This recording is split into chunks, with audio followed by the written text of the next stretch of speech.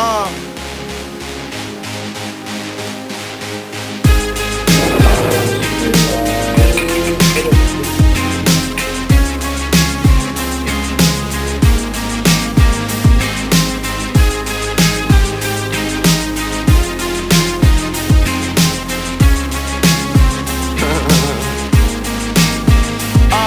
It's hardly a secret. You ain't gonna stop trying to get where you going until you reach it. Always had them bars back in the day when the same ones running up on you wasn't speaking.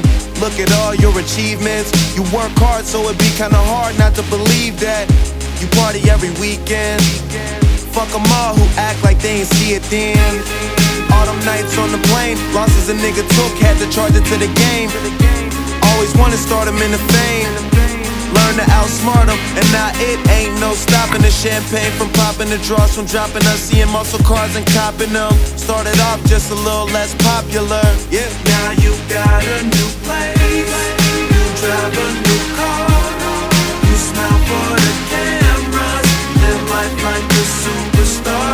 Don't care what they say, you reach for the stars. Got everything you always dreamed and thought about, and everyone knows who you are. Never gets boring, them haters in your face, you just ignore them.